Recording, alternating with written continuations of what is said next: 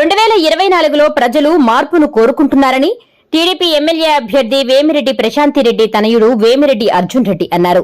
బుచ్చిరెడ్డిపాలెం నగర పంచాయతీలోని 7వ వార్డులో ఆయన ఎన్నికల ప్రచారాన్ని నిర్వహించారు. గడప గడపకు వెళ్లి సైకిల్ గుర్తుకు ఓటు వేసి తన తల్లిదండ్రులను అత్యధిక మెజారిటీతో గెలిపించాలని ఆయన అభ్యర్థించారు. ఆయన మాట్లాడుతూ నియోజకవర్గంలో ఎక్కడికి వెళ్లినా ప్రజల నుండి తమకు విశేష స్పందన లభిస్తుందని అన్నారు. గడప గడపకు వెళుతుంటే ప్రజలే స్వయంగా రాబోయే ఎన్నికల్లో టీడీపీని గెలిపిస్తామని చెప్పడం సంతోషంగా ఉందన్నారు. ముఖ్యమంత్రిగా చంద్రబాబు నాయుడు అధికారంలోకి రావడం ఖాయమని చెప్పారు. మా అమ్మగారు ఈసారి కోవూరు ఎమ్మెల్యే అభ్యర్థిగా నిలబడుతున్నారు టీడీపీ తరఫున.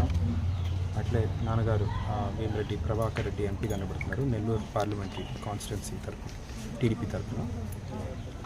దానికి సంబంధించి డోర్ టు డోర్ క్యాన్వాసింగ్ చేస్తున్నాము. నిన్న బుచ్చి మున్సిపాలిటీలో 7వ వార్డు తిరిగాము, అట్లే ఈరోజు 6వ వార్డు. రెండిట్లో బ్రహ్మాండమైన స్పందన ఉంది ప్రజల్లో.